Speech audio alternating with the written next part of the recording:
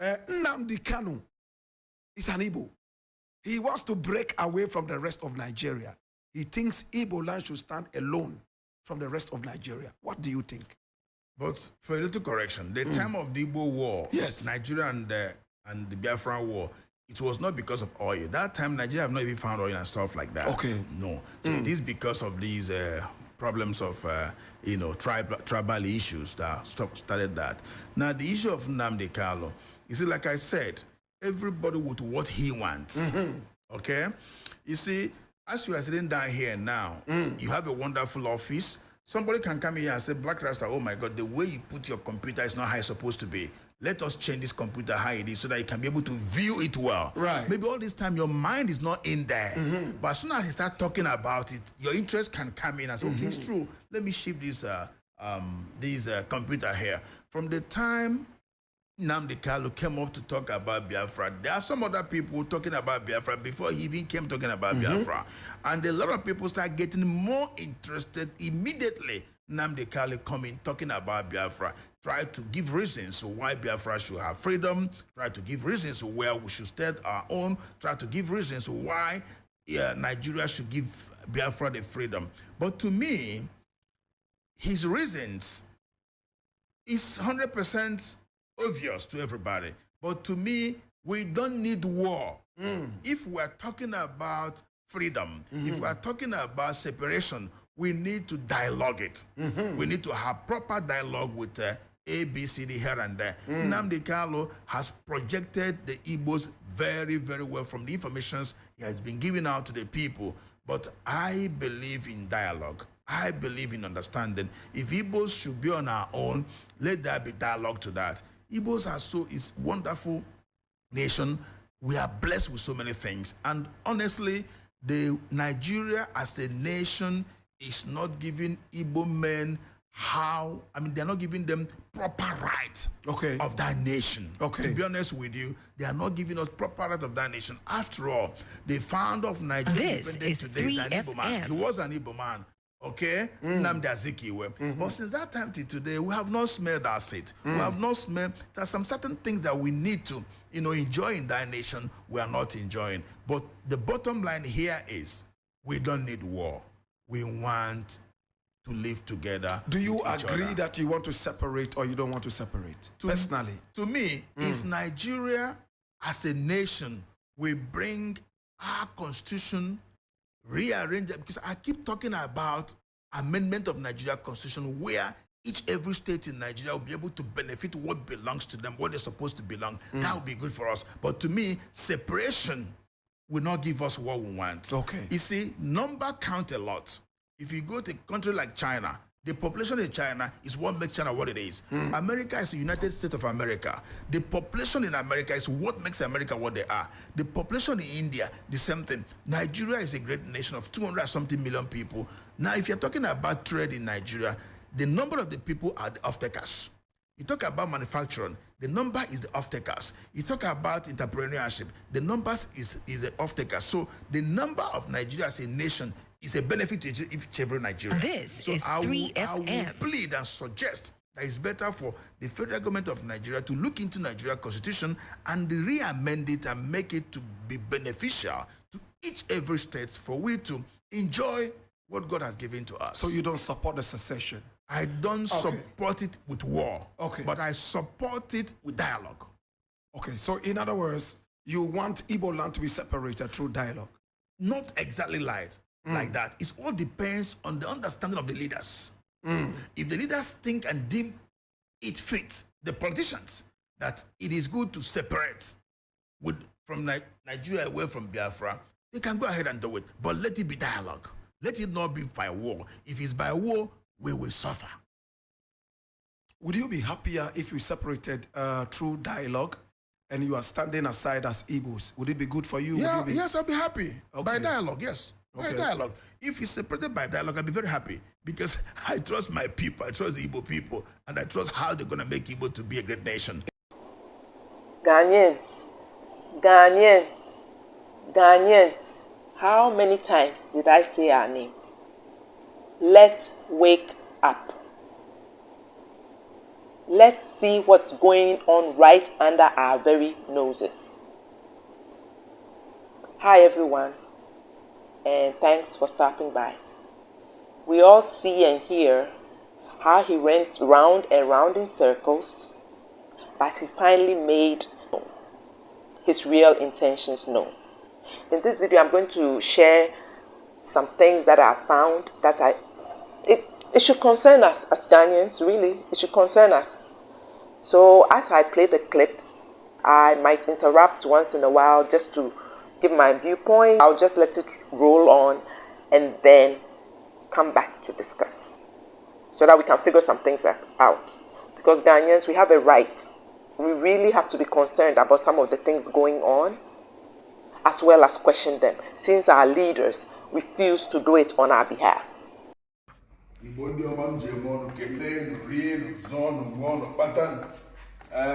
Dike na-ebere Chineke anyị na-akwado nkwado iri ji ọhụrụ ndị Igbo nke anyị ga-eme na September 15th, 2024 at the Children's Park at the Sutherland Park. I'm inviting you to be my guest, to be the guest of Ndi Igbo in Ghana, to be the guest of Igbo community in Ghana. 15th of September, we must showcase Igbo culture. We must showcase African culture. And we're inviting people from all over the world to be part of this program. So I'm inviting you to come and celebrate with us, and you will love it. God bless you. So I find it very intriguing that in his interview with Black Rasta, he mentioned that there's power in numbers. So could there be a correlation as to why he's inviting people from all over the world to come to Ghana,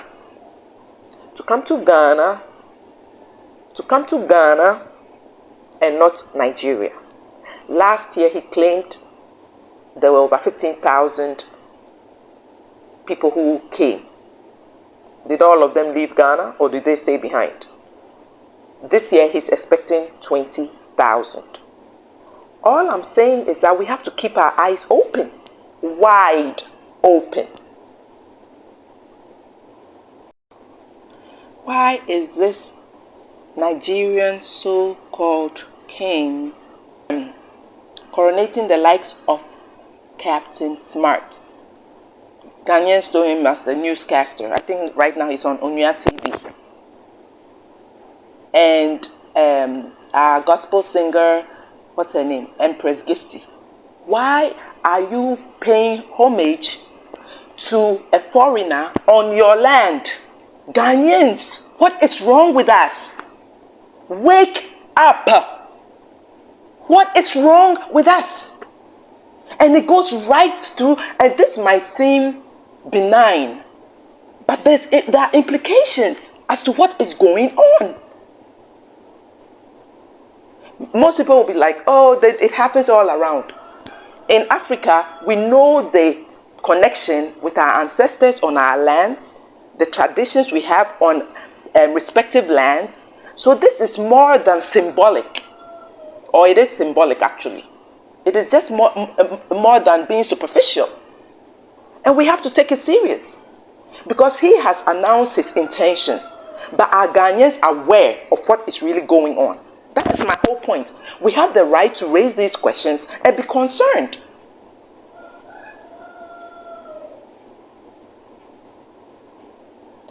In another clip that I found, is this why now, because he was in an argument, he was arguing with someone, I think it was Onuya TV too, and I'll try and play that clip, where he was in an argument, or not that, well, he prefers dialogue, but he was talking to a newscaster, trying to convince them not to mention the name of Nigerians when they are announcing bad behavior on the news or whatever, not to identify by nationality.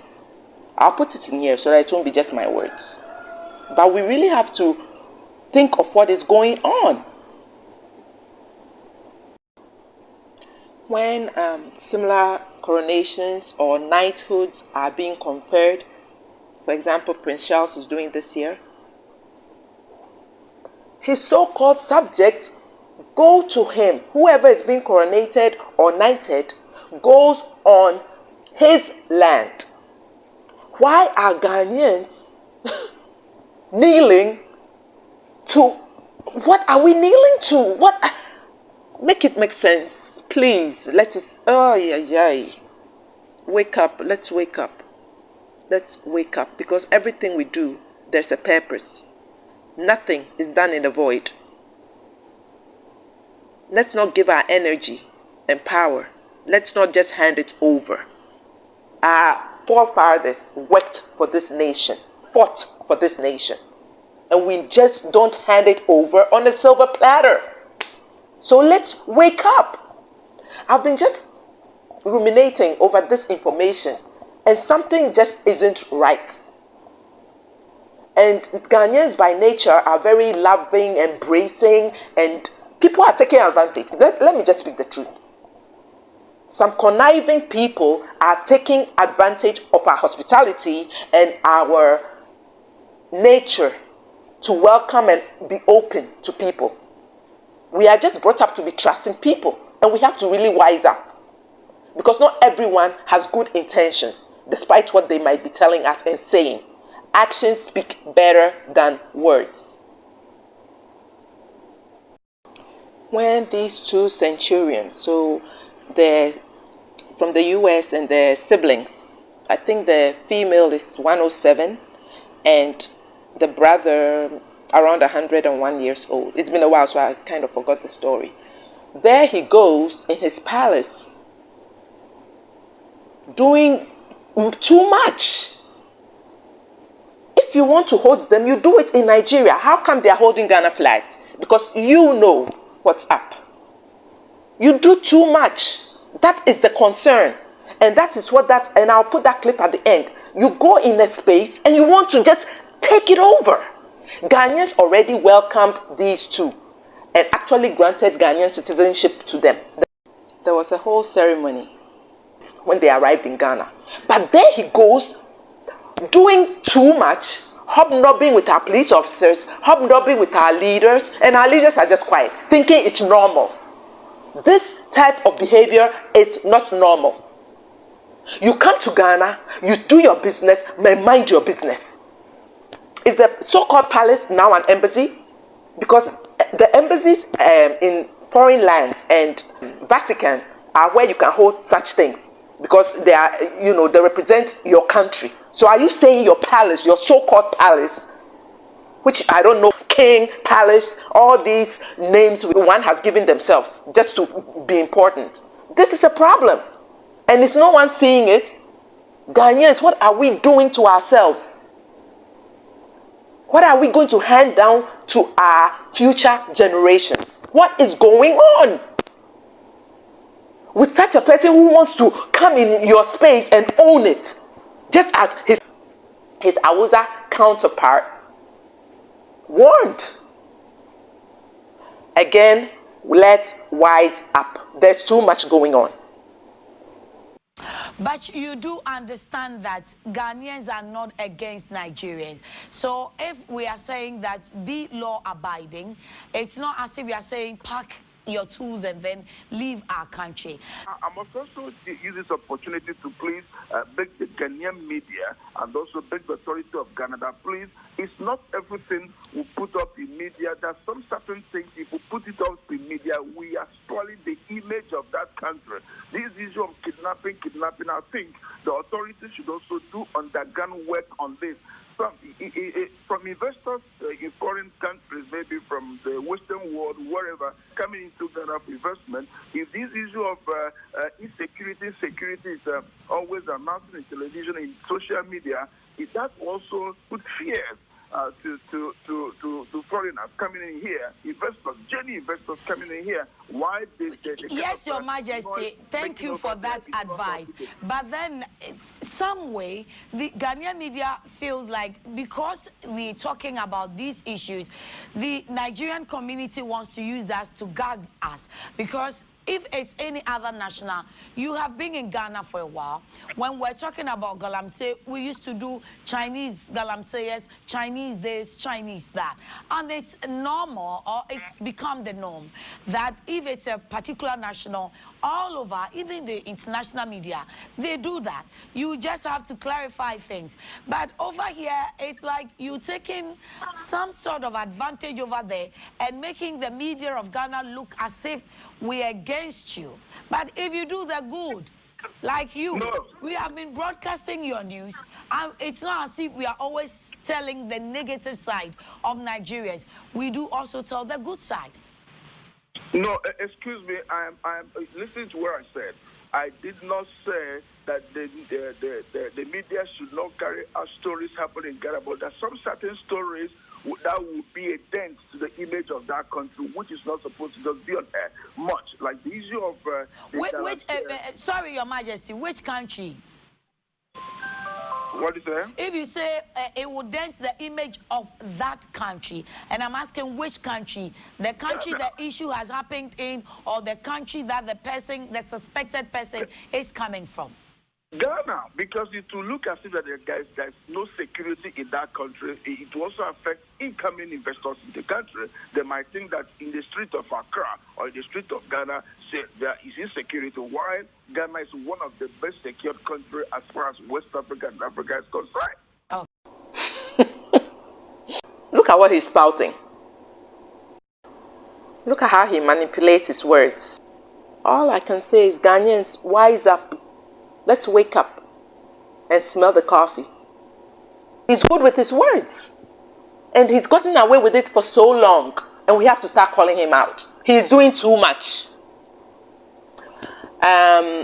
Again, thanks for watching, and I'll catch you in my next video. Bye. Well, the IGBOs are more or less the type of people whose desire is mainly to dominate everybody. If they go to a village, to a town, they want to monopolize everything in that area. If you put them in a labor camp as a laborer, within a year they will try to emerge as headman of that camp.